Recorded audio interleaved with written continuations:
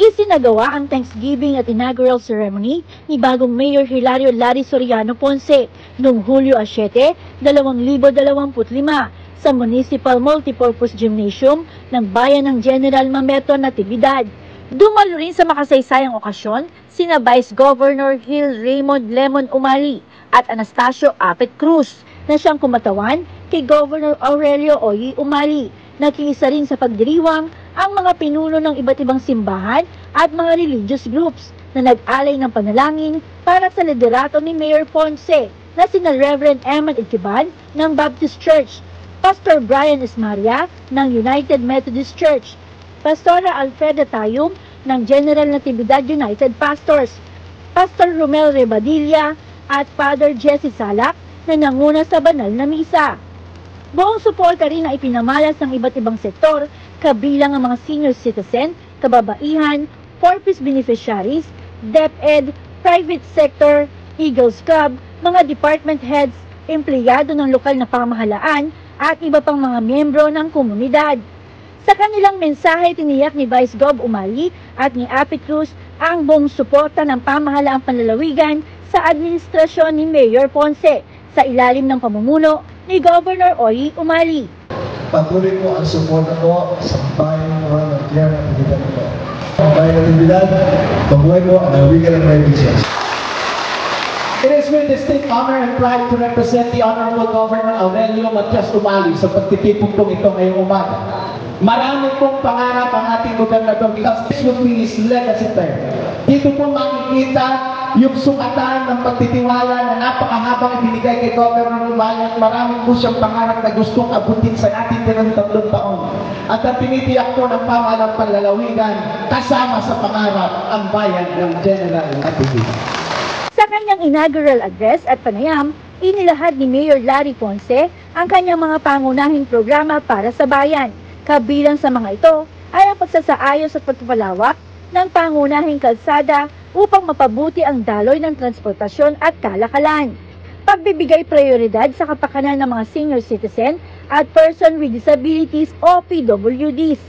Pagpapalakas ng serbisyo medikal upang masiguro ang kalusugan ng pamayanan. Pagtutok sa sektor ng agrikultura bilang suporta sa mga magsasaka na siyang pangunahing pinagkukunan ng kabuhayan ng mga residente dito. Pagpapahalaga sa edukasyon na may layuning magkaroon ng isang nagtapos sa bawat pamilyang Nativideño upang umunlad ang pamumuhay. Ang number 1 na programa kung tututukan ay ang highway. Yan po kasi ang mga inaangal ng aking mga kababayan, yung daan na sira-sira.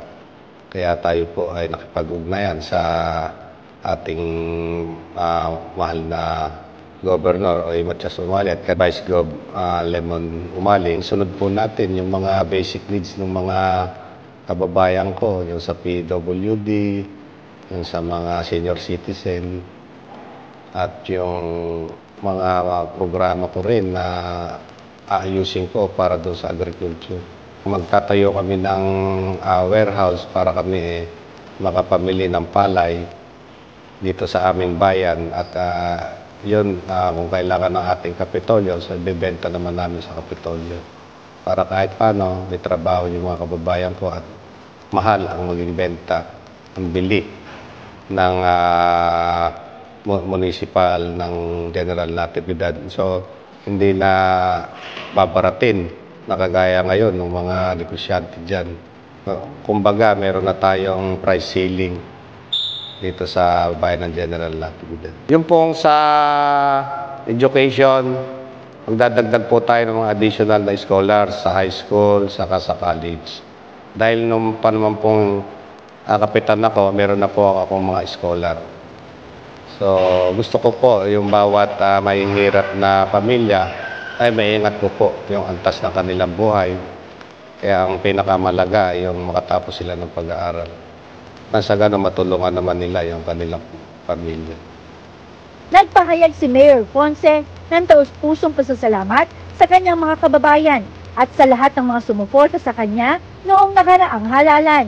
Aniya, ang kanilang tiwala ang nagsisilbing inspirasyon upang ipagpatuloy ang kanyang adhikain na paglingkuran ang bayan ng tapat at buong sigasig.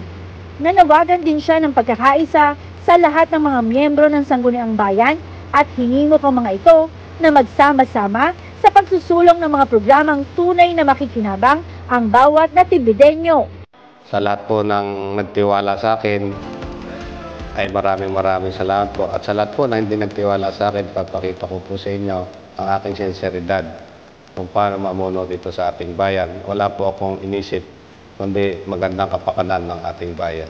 Sa akin pong mga konsihan, tapos na po ang politika. Magsama-sama po muna tayo para sa ikaganda ng bayan natin at ikatatagumpay. Alam ko naman pong magkaiba tayo ng kulay, pero dapat sa panunungkulan, magkasama po tayo kasi po tayo pinagkatiwalaan ng ating mga kababayan nang sa gayon makamit natin yung matagal na nating miniting tagumpay at pag-asenso ng bayan ng general natin.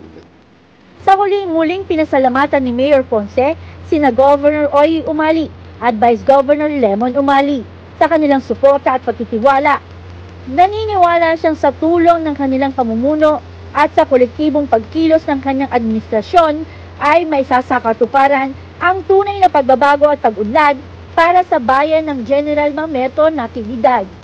Marami po tayong mga pangarap para sa ating bayan, mga proyekto at programa para sa ating mga mamamayan.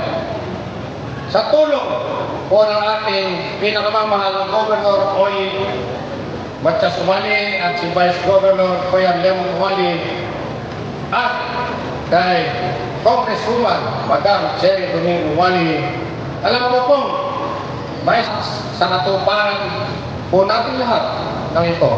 Kaya ngayon, malaman po, ay nagpapanggot na po tayo ng pasasalamat sa kanila sapagkat alam ko pong nasa likod natin sila sa ating pangarap na kaunlaran ng ating pamayanan.